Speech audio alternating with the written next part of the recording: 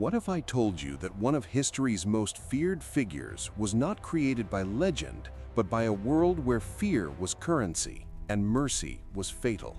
For years, history has reduced Vlad the Impaler to a grotesque caricature, an icon of cruelty detached from reality. But behind the stories of stakes and blood stood a real ruler governing a fragile land caught between empires that showed no restraint. In the 15th century, Eastern Europe was a fault line. Kingdoms collapsed overnight, alliances shifted without warning. Survival demanded brutality, and authority was measured by how far one was willing to go to enforce it. Vlad III ruled Wallachia at this exact crossroads, where invasion, betrayal, and internal collapse were constant threats. His name still provokes unease because his methods were extreme even by medieval standards.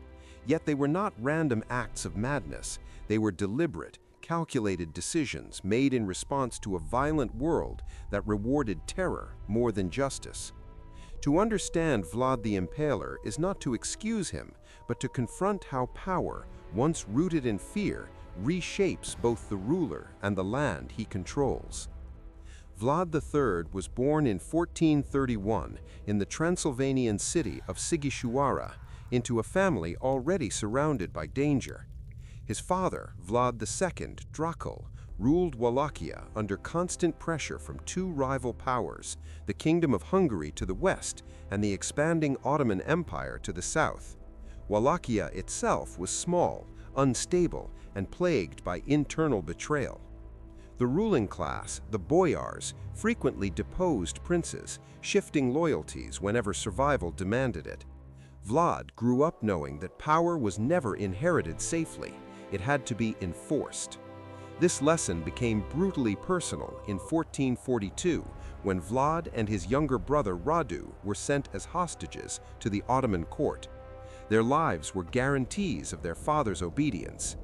While held in Ottoman territory, Vlad witnessed strict discipline, calculated punishment, and the unyielding nature of imperial authority. During this captivity, news arrived that his father had been assassinated and his older brother murdered by Wallachian rivals. The message was unmistakable. In this world, weakness invited annihilation, and memory itself could become a weapon. Vlad reclaimed the throne of Wallachia in 1456, not through stability, but through force. The principality he inherited was fractured, lawless, and dominated by the same noble families who had betrayed his father. Rather than negotiate with them, Vlad chose eradication. Early in his reign, he moved decisively against the boyars. Many were executed. Others were forced into exhausting labor, rebuilding fortifications under conditions few survived. These actions were not impulsive. They were calculated to dismantle the existing power structure and replace it with fear-based obedience. It was during this period that impalement became his defining method of punishment. Though already practiced in the region, Vlad employed it with ruthless consistency. Criminals, political rivals, and perceived traitors faced the same fate. The bodies were left on display, visible reminders of authority enforced without exception.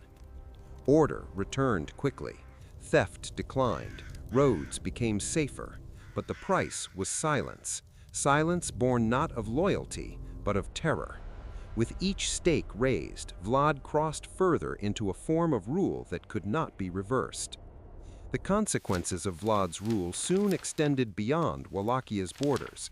In 1461, he refused Ottoman demands for increased tribute and instead launched a winter campaign south of the Danube. Villages were destroyed, supply routes cut, and thousands were killed. Vlad documented these actions himself, describing impalements in chilling detail. The Ottoman response was inevitable. In 1462, Sultan Mehmed II led a massive army into Wallachia. Unable to confront such force directly, Vlad relied on psychological warfare. Crops were burned, wells poisoned, settlements abandoned. Disease and fear weakened the advancing army. Near the capital of Targovishte, the Ottomans encountered a sight recorded by multiple contemporary sources, a vast field of impaled bodies stretching across the landscape. The display was deliberate, meant not just to kill, but to paralyze. The advance stalled. Yet this strategy isolated Vlad. European allies recoiled from his methods. German pamphlets circulated, portraying him as a sadistic tyrant. While exaggerated, they were rooted in truth. Fear had protected his borders, but it had also destroyed his political support. Vlad's reign collapsed not in battle, but through abandonment. Later, in 1462, he was captured by the Hungarian king Matthias Corvinus, once an ally. He was imprisoned for over a decade, removed from power while his brother Radu ruled Wallachia under Ottoman influence. During his captivity, his reputation spread faster than his legacy. Printed woodcuts across Europe depicted scenes of mass impalement, embedding his image as a monster in the public imagination. These depictions outlived the political realities they represented. When Vlad briefly regained the throne in 1476, his power was hollow. He lacked allies, resources, and public trust. Within months, he was killed, either in battle or through assassination. His head was reportedly sent to Constantinople as proof of death. Wallachia remained unstable long after him. His methods brought temporary order, but no enduring security. The truth of his rule became obscured, simplified into legend, while the human cost faded into abstraction. Vlad the Impaler's legacy endures not because he was unique, but because he represents a truth history struggles to confront. He ruled through fear because fear worked, briefly. His reign demonstrates how terror can impose order while simultaneously eroding the foundations of stability and trust.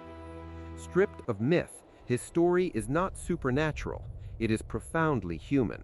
A ruler shaped by betrayal chose cruelty as protection, and in doing so ensured that violence would define how he was remembered. His name became a warning rather than a legacy. Power rooted in fear demands constant escalation. It silences dissent, but it also silences loyalty.